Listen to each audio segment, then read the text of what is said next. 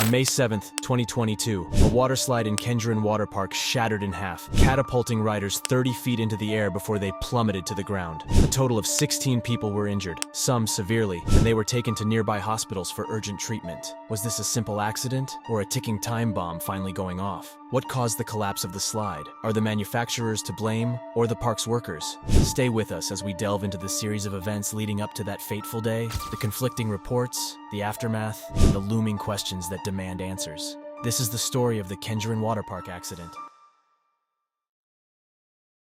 To truly understand the impact of this event, it's essential to know a little more about where it all unfolded. Kenjeran Park isn't just any park. It's a hotspot for families looking for a day of leisure and fun. Located in the bustling city of Surabaya, Indonesia, this park sits right along the coast of the Java Sea. It's like a vacation packed into one place. You can smell the salty sea air, feel the sand beneath your toes, and enjoy children's laughter filling the atmosphere. But it's not just the beach. The park is a community hub, boasting temples of spiritual significance like the Kenjeran Park Temple, also known as the Sunan Derajat Temple. These temples are more than just buildings and tourist attractions. They're places where families come to find peace and engage in religious practices. If you're looking for more active fun, the park's got that covered too. On an average day, the park records 400 people, while on special occasions, there is a record of 1,000 people and above. Hungry after all that excitement?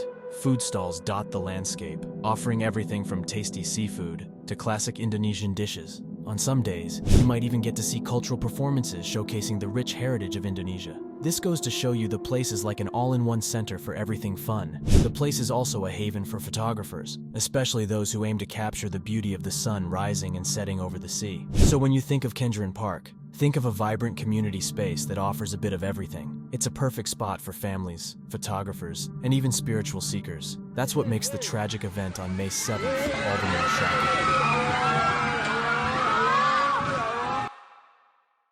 One moment, Kenjeran Park was the best place on the planet for some people. The next, it was covered in the blood of innocence. It was a sunny day at the park, and the excitement was palpable. Parents were taking photos, children were laughing, and the water slide was the center of all the thrill-seeking action. Visitors climbed to the top, feeling the anticipatory butterflies in their stomachs. They couldn't wait for the rush of water and the thrill of the descent. But then, the slide cracked open in a terrifying blink of an eye. Those aboard were flung into the air before plunging over 30 feet to the ground below. The joyous screams turned into cries of horror as water poured out like a waterfall, and the once bustling park became a scene of pure chaos. People, who just seconds ago were enjoying their snacks or taking pictures, found themselves running toward the accident, trying to help however they could. The faces of onlookers were twisted in disbelief. As cries filled the air, parkgoers rushed to the collapsed slide. Some pulled out their phones, dialing emergency numbers or recording the scene, while others attempted to lift pieces of the broken slide to free trapped victims. Within moments, park staff were at the scene,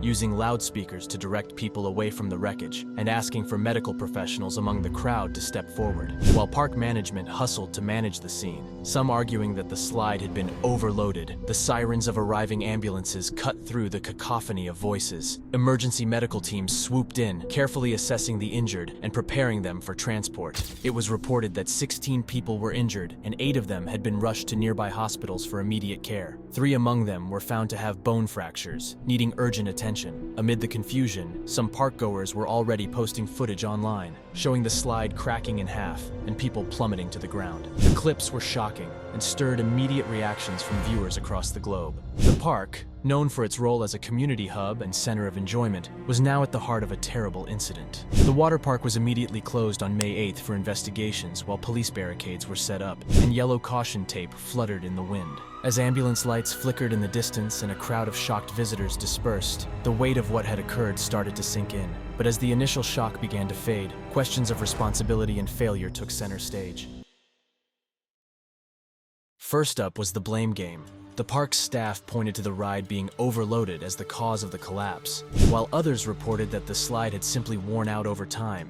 This raised eyebrows, given that the last maintenance check was done about 9 months ago. Who dropped the ball here? Not only would they be held accountable for the medical bills of the injured, but they could also be looking at lawsuits for negligence. The investigations revealed that the maximum slide capacity is only for 10 people, while at the time of the incident, the number of people sliding exceeded the capacity. There ought to be 10 people below waiting, 10 sliding down, only 5. 10 below going up again, it further revealed. Experts weighed in on what might have gone wrong technically. Most concluded that both wear and tear and overloading could have contributed to the collapse. While it would be up to engineers and investigators to figure out the details, the public was clear on one thing: this shouldn't have happened. As for the government's role, the deputy mayor wasted no time in calling for immediate inspections of other amusement parks in the area. They urged all park owners to step up and ensure the safety of their rides, making it clear that they would be held accountable for any lapses. Mayor Eri Cahiati promised support for the victims, including covering medical expenses and providing emotional support until they fully recovered.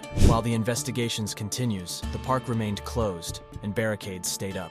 The real tragedy was the shattered sense of safety and enjoyment that people once found here. The question on everyone's mind: will anyone be ever held responsible for the accident? To the 16 people who were injured that day, with majority being children, the trauma of the entire event has not left their memory. It continues to play like a movie in their head and scarring them for the life. In worst-case scenarios, fear of water slides creeps on them. While many ponder on whether the park can regain their trust, the incident highlights the bigger picture. How safe are amusement parks in Indonesia? It's a valid question, especially when some reports suggest that the collapsed slide had weakened over time. This makes you wonder, do these parks follow international safety standards? The truth is, there's room for improvement. Like many places, Indonesia has safety guidelines for amusement parks, but the fact that the slide got a checkup only 9 months ago and still broke down shows that perhaps these inspections might not be thorough enough. The deputy mayor is already calling for immediate checks on other parks. That's a good step, but shouldn't these checks be happening all the time? So what needs to happen next? For starters, more regular and detailed inspections of rides, not just a quick look over.